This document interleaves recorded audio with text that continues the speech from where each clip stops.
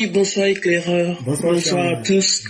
Oui, éclaireur, rapidement, il est relayé que les réfugiés AES là sont désormais régularisés.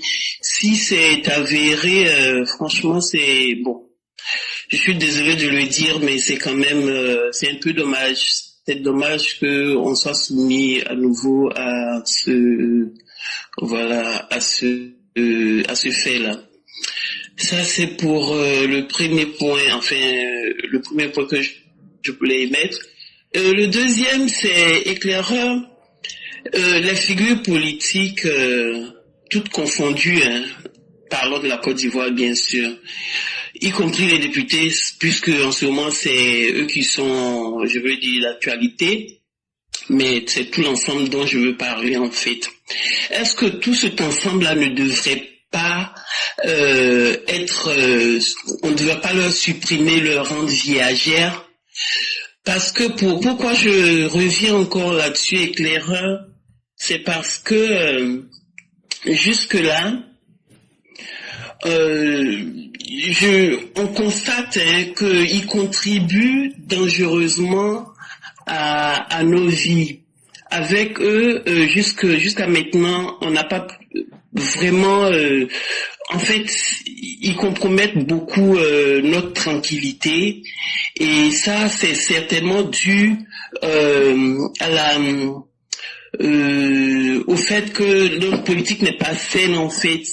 Il y a du tout et du n'importe quoi dans notre environnement politique.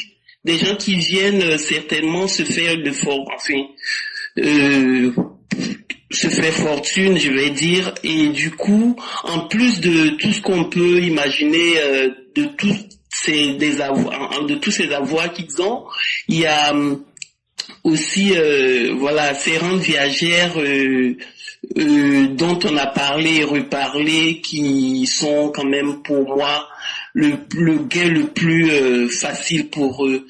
Est-ce qu'on vient vraiment en politique pour tout ça, ou alors on vient en politique pour servir son pays et son peuple?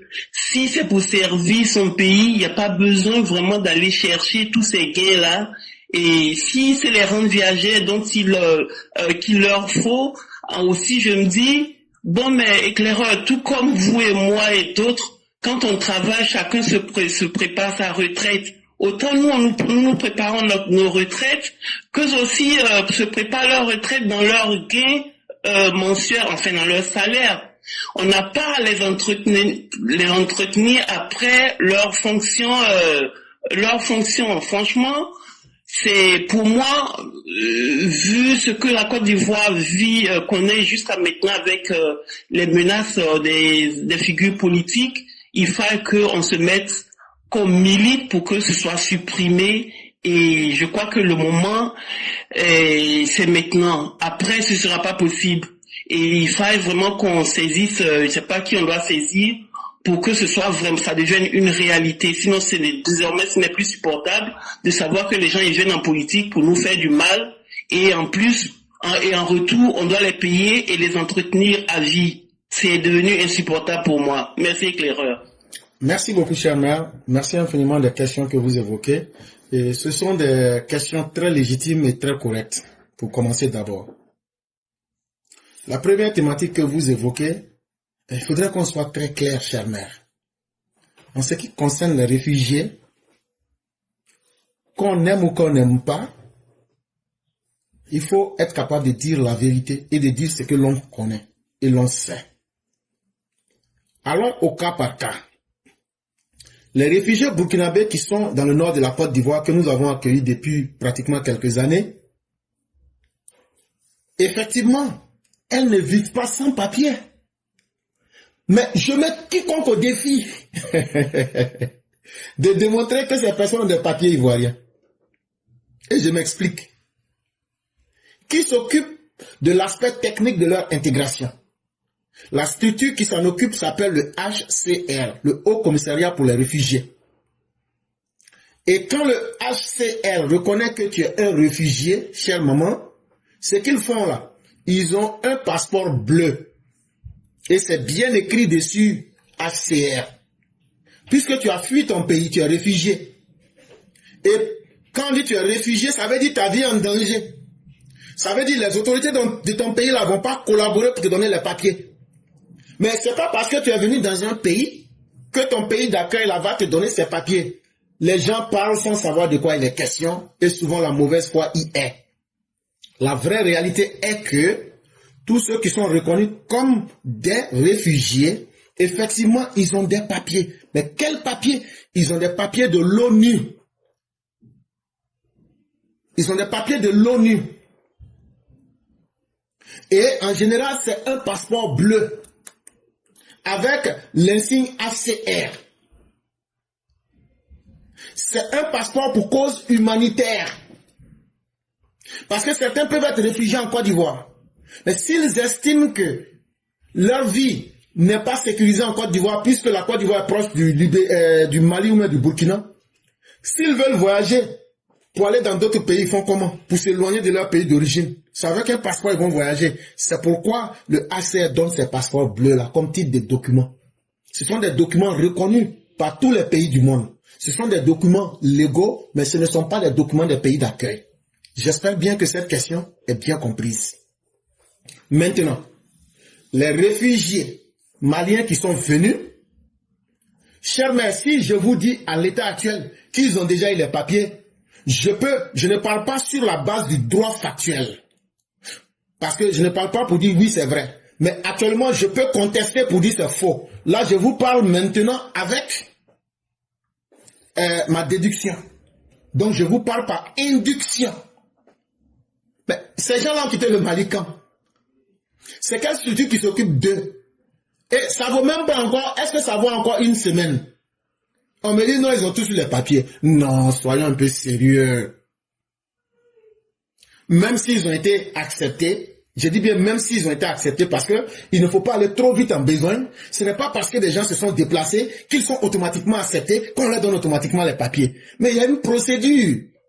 Et on ne va pas me dire que ces Maliens qui ont quitté à peine la semaine, et dans cette semaine-ci, ces personnes ont déjà toutes reçu leurs papiers et elles sont non, quand même. Il y a un temps de vérification.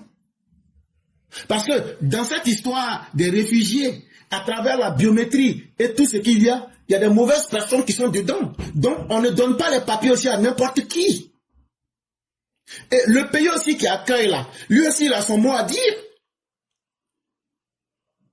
Si on prend des hommes valides pour venir remplir le pays et que demain ces personnes deviennent des djihadistes, qu'est-ce qu'on fait? Donc le pays d'accueil pour sa propre sécurité donne aussi des critères pour dire voilà ce sont les femmes et les enfants, peut-être qu'on peut accepter.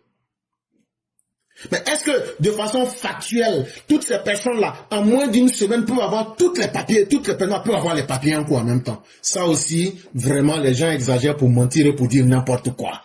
Et donc chère mère, ne vous en fiez pas. Il y a ce qu'on dit, les propos de ragot, mais il y a des propos, quand on les met sous la grille de la logique et du réel, on découvre que ce n'est pas vrai. Et ce ne sont pas des papiers. Je mets quiconque au défi de nous montrer un réfugié burkinabé ou malien qui a reçu un papier ivoirien. Et dès que vous le faites là, je vais vous démontrer que c'est un faux papier. C'est même pas possible que... Voilà. Et donc, si quelqu'un arrive par extraordinaire à le faire là, à travers le numéro du document, on va vous prouver sur place que c'est un faux document. Parce que le nombre de documents, un étranger ne peut pas devenir ivoirien s'il n'a pas subi la règle de la naturalisation. Et comment se fait-il que sans avoir respecté ces règles-là, ils sont devenus ivoiriens? Donc voilà comment nous autres nous réfléchissons pour savoir le vrai du faux. On ne peut pas nous tromper facilement. Ça, les gens peuvent dire ce qu'ils veulent partout. Mais quand il va s'agir de nous tromper là, réveillez-vous. Ça va vous prendre du temps. Et donc, chère mère, c'est des intox qu'il faut laisser derrière nous pour avancer. Vous avez parlé de la rente viagère.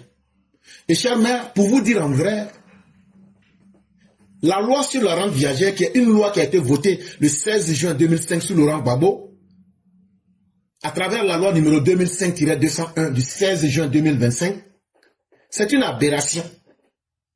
Et les questions que vous posez, chère mère, sont tellement vraies que moi, je vais même j'appuie encore dedans pour dire même que ne vous fatiguez même pas même.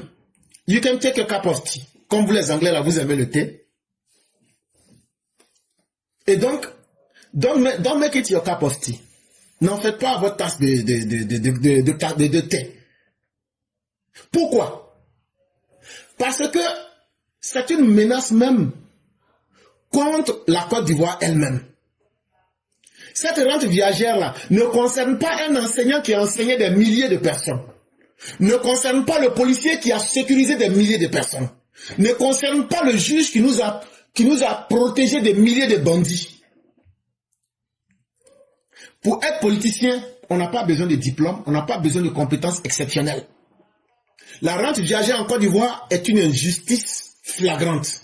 Pourquoi? D'abord, regardez l'Ivoirien lambda que M. Inza Touré est. Regardez l'Ivoirien lambda que Mère Sali Kone est. Regardez le pauvre citoyen que Éclaireur est. Éclaireur est obligé de payer ses taxes s'il a une maison ou même des maisons. Éclaireur est obligé de payer des taxes sur ses business. Éclaireur est obligé de payer des taxes quand il va payer le pain. Éclaireur est obligé de payer des taxes quand il doit se déplacer. Maintenant, on dit à des gens là, eux se sont levés, eux n'ont jamais rien fait de leur vie. Mais comme ils disent, bon, moi je suis un politicien, et puis les gens ont crié, ils se sont fait élire président, ou bien ils se sont fait élire ministre, ou bien chef d'institution. Ils deviennent importants à vie. Juste pour ça, chère mère. Et à partir de cela, donc, on doit permettre à ces personnes de mieux vivre que les payeurs de taxes, les payeurs d'impôts. Et ça, à vie, eux vont vivre sur les impôts des pauvres. Ça, c'est une grande injustice, ça fait un. De deux, le piège qui se trouve dans les rentes viagères, chère mère, ça n'encourage pas les bonnes personnes à devenir des bonnes personnes. Pourquoi? Mais, chère mère, qui aime la voie de la difficulté? Naturellement, personne n'aime la difficulté. Mais quand on dit aux gens, voilà un métier, tu ne fais pas d'effort, une fois qu'on te, même si tu as été élu par erreur, tu es sauvé à vie. Et donc, les gens vont se ruer vers la facilité pour chercher à devenir député, à devenir ceci, cela. Et on va délaisser les métiers où on a besoin de compétences. Et là, on ne parle même plus de l'amour. Parce que quelqu'un est politicien quand il aime véritablement son peuple et puis il va apporter quelque chose à son peuple. Or, il se trouve que si moi, je peux gagner des milliards sur le dos de mon peuple, est-ce que ce sont mes milliards que je vais privilégier ou bien c'est l'amour du peuple que je vais privilégier? Ça pose un problème de conscience. On est en train de trahir notre propre société. Ceux qui viennent faire de la politique ne viennent pas faire de la politique parce qu'ils aiment le peuple. Et c'est pas parce qu'ils ont travaillé pour le peuple, mais c'est parce qu'ils utilisent le peuple pour vivre des impôts payés par le peuple. Et ça encore, ça sonne faux. C'est pourquoi, par exemple, si quelqu'un a été président une seule fois dans sa vie en Côte d'Ivoire, chère mère, je parle surtout, pour être encore très clair, je parle des annexes au décret numéro 2006-263 du 23 août 2006 qui ont été pris pour appliquer la loi sur les rentes viagères que j'ai dit 2005-201 du 16 juin 2025 là. Si quelqu'un a été président une seule fois, sa prime de logement c'est 3 millions. Chaque mois là, dans l'argent des impôts que vous les Ivoiriens vous payez là, on donne automatiquement 3 millions à la personne. Ses frais de carburant c'est 2 500 000. L'eau et l'électricité là, on lui donne 1 million. Le téléphone, 1 million. Et plus, en plus de ça, on ajoute 9 584 580 francs CFA. On calcule tout ça, on met ensemble, on lui donne. Il a été président une seule fois. Hein. Bon, cher, mais on va aller ensemble. Hein. 3 millions plus 2 500 000, ça fait combien? Ça fait 5 500 000. Si j'ajoute 2 millions dessus, ça fait 7 500 000. 7 500 000 plus 9 millions. Attendez, on va bien calculer pour vous dire ici. Je vais prendre une calculatrice. Là, quand on calcule comme ça, vous allez bien comprendre. Donc, 7 500 000 plus, voilà, plus maintenant 9 584 580 francs. La personne aura 17 84 580 francs CFA par mois. Tous les mois. Ça, il a été président une fois. On est d'accord, chère mère? Oui. Or, il se trouve que Gbagbo a été président 2 fois. Donc, ça veut dire qu'il faut multiplier ça par 2. Si on multiplie par 2, donc Gbagbo gagne chaque mois 34 169 160 francs CFA. Alassane Ouattara a été président maintenant 4 fois. Il faut multiplier encore par 2. Chaque mois, on va lui donner 68 338 320 francs CFA. Ça, c'est seulement pour une personne qui a été président en Côte d'Ivoire. On est d'accord sur ça. Et comment ils font le calcul là? Je vous ai donné l'annexe 2006-263 du 23 août 2006. Va vérifier. Je ne suis pas en train de te dire ce que je veux. Je suis en train de te dire le complot que tous les politiciens de Côte d'Ivoire ont fait dans ton dos là. C'est ça que je suis en train de t'expliquer de façon sec. Ça peut te choquer, tu vas être évanoui 1000 fois. Mais moi, je vais te dire ça. Et maintenant, tout cet argent là, s'il arrive que celui qui a été président, en fonction du nombre que vous voulez là, s'il meurt là, sa femme gagne la moitié de cet argent jusqu'à vie. Si quelqu'un a été Premier ministre une fois par erreur, on ne lui donne pas de prime de logement, mais on lui donne 1 million comme prime de carburant. Et en plus de cela, on ajoute 5 750 748 francs CFA. Donc si vous ajoutez les 1 million, ça fait 6 750 748 francs CFA. S'il a été, Soroguion que vous voyez là, il a été ministre combien de fois? Premier ministre combien de fois? Donc, à partir de l'âge de 55 ans, il va avoir tout cet argent-là. Bon, quand il a été premier ministre là-haut, il a fait quoi pour vous qui payez les impôts? Vous qui payez ces impôts pour nourrir tous ces politiciens-là. Est-ce qu'un jour, vous avez vu quelque chose de bien que ces personnes-là ont fait pour que vous sachiez que ça a été utile dans vos vies et puis vous allez continuer à payer les impôts? C'est là que la rente viagère devient une supercherie de tous les hommes politiques. Je dis bien de tous les hommes politiques contre le peuple de Côte d'Ivoire. Et si nous continuons comme ça, ces personnes-là vivent suffisamment longtemps. Est-ce que l'État pourra supporter toutes ces charges inutiles? Alors qu'on a des écoles à construire, alors qu'on a des routes à construire, on va aller s'endetter, prendre les impôts des gens pour payer ces personnes qui n'ont rien servi à la République. Est-ce que c'est sérieux? Si tu te trompes pour avoir été chef d'institution en Côte d'Ivoire, tu n'auras pas de prime de logement, mais tu gagneras 1 million par mois comme frais de carburant. Et chaque fin de mois, on va te donner 3 833 832 francs CFA.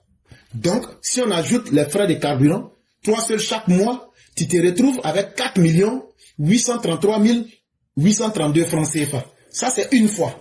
Si tu as été 2 fois, 3 fois, 4 fois, 5 fois, 6 fois, on va multiplier ça et puis on va te donner chaque fin de mois.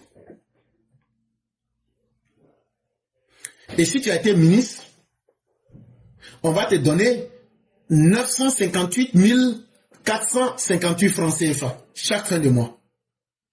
Bon. Et ceux qui ont été ministres depuis plus de 15 ans et qui ont changé de différents ministères, il faut multiplier tout ça par le nombre. Est-ce que c'est juste? C'est ce problème-là que nous critiquons. C'est ça. Venez, les PPAciens là, venez. Ce calcul que je suis en train de vous parler là, c'est Laurent Gbagbo et son régime qui l'ont fait. Ça a été fait le 23 août 2006, signé par Laurent Gbagbo. Voilà la réalité qu'il faut informer les Ivoiriens. Toi qui dis que tu as faim là, ce qui fait que tu as faim là, c'est parce que Laurent Gbagbo et les politiciens, même du RHDP, ont mis tous ces pièges là pour gâter ta vie. C'est ça qui fait que tu as faim. Et c'est toi qui dois être conscient de défendre ton propre cas. Eux, ils ont fini de faire leur complot, ça les arrange, ils ne vont jamais changer. Oh. Même les députés que vous voyez là, eux-mêmes ils se sont battus pour qu'on ait qu'à augmenter leur salaire. Mais ils ne se sont jamais battus pour les populations que vous êtes. Et donc comment on fait? On les regarde, ou on agit, à vous-même de voir, mais la réalité est en face de vous. Nous là, ce que nous on peut faire là, c'est de vous informer. De suite là, est-ce que vous allez dire que c'est Babo j'ai attaqué?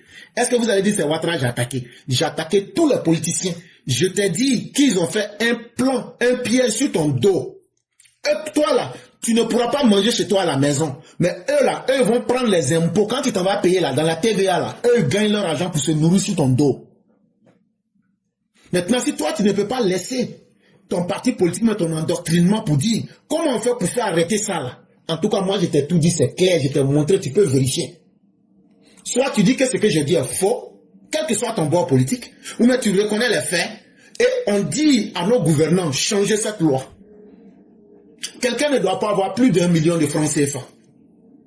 Quel que soit ce que tu as servi à la Côte d'Ivoire, si c'était véritablement pour l'amour des Ivoiriens, le maximum qu'on peut te donner, c'est entre 500 000 et 1 million. Point. Vous allez voir qui sont ceux qui aiment vraiment la Côte d'Ivoire ou qui sont les ennemis de la Côte d'Ivoire. Vous allez constater que la majorité des politiciens, quel que soit le parti politique, étant les premiers ennemis de la Côte d'Ivoire, des ennemis qui se cachent pour venir vivre sur vos dos là, ils vont tous se disqualifier, même ils vont dire c'est pas la peine. Si c'est pour gagner 1 million ou 500 000 francs, je m'en vais faire autre chose. C'est ça, c'est sur ça qu'on doit vous éduquer. Et c'est ça que nous on vient exposer. Pour que toi tu comprennes le piège dans lequel les politiciens sont en train de te conduire. Moi, je ne parle pas pour chercher poste. Moi, je ne parle pas pour qu'on vienne me dire il faut te taire. Moi, je t'explique la réalité. Va, quelle que soit la personne chez qui tu vas aller demander là. Va, si tu arrives à démontrer que ce que je dis est faux là, il faut venir. Tu exposes ça en public. Mais voilà le plan dans lequel tu es. Toi, ton papa a été dans ce piège là depuis 2005. Toi-même là, tu vas vivre dans ce piège là. Tes enfants vont vivre dans ce piège. Tes petits-enfants vont vivre dans ce piège. Tes arrière-petits-enfants vont vivre dans ce piège. Mais toi, tu n'as pas eu le courage de te battre pour comprendre que c'est ça qui fait que toi, tu as toujours faim. C'est ça qui fait que toi, tu n'arrives pas à avoir d'hôpital. C'est ça qui fait que toi, tu n'arrives pas à vivre comme les autres. Mais les politiciens, eux, se sont entendus. Ils ont garanti leur vie. Ils ont garanti la vie de leurs enfants. Ils ont garanti la vie de leurs petits-enfants. Ils ont garanti la vie de leurs arrière-petits-enfants sur toi, ta souffrance. Ils ne se sont pas demandé si tu es RDR, si tu es RHDP, ou même si tu n'as pas de parti politique. Ils ont pris, ils se nourrissent sur ton dos comme de la manière les moustiques boivent le sang des gens, sans demander ton parti politique. Donc toi-même, il faut te réveiller. Quand tu as faim, ou même tu es malheureux là, une des causes là, c'est la loi des rentes viagères. Là. Les politiciens font vivre la Côte d'Ivoire au-dessus de ses moyens pour se faire plaisir à eux-mêmes contre les intérêts de vous les Ivoiriens. Voilà la vérité qui est là. Chère mère, je vous en prie.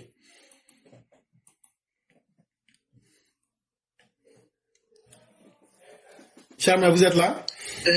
Éclaireur, voilà que vous mettez encore doublement le poignard dans le dos. Mais Charma, n'ayez point de crainte. La loi sera appelée, la loi en question sera appelée, la loi en question sera appelée, quand on la votera, elle s'appellera la loi acquis.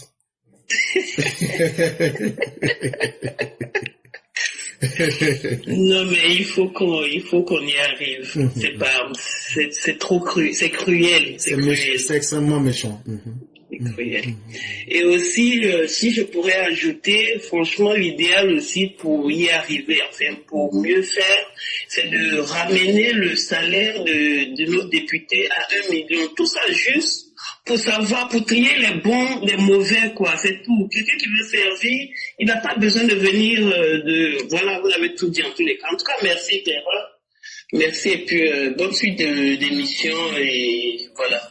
Merci encore. Merci beaucoup, chère mère, et que la grâce de Dieu demeure en nous, et que Dieu nous protège tous. Merci beaucoup. En tout cas, le travail que vous venez de refaire encore après qu'on l'avait fait auparavant, franchement, Éclaireur, c'est nickel, vraiment. Merci beaucoup. Merci beaucoup, chère mère. Et après, je vais la recouper pour que les gens puissent suivre et comprendre un peu de quoi il est question, parce que les gens ne se rendent pas compte, mais c'est un piège. C'est comme des monstres qu'on est en train de nourrir, et le monstre ne se rassasie jamais. Et à un certain moment, il va vouloir s'imposer plus, et il va même manger le pays. Et c'est ce qui est arrivé à la Grèce. Les gens vivaient au-dessus de leurs moyens, et à un certain moment, l'État s'est effondré lui-même. Il faut que nous fassions beaucoup attention. Ouais. Infiniment merci. Bonne soirée à toi, bonne nuit à tout le monde. En tout cas, on suit le reste de l'émission. Merci beaucoup, chère mère, et pareillement à vous aussi.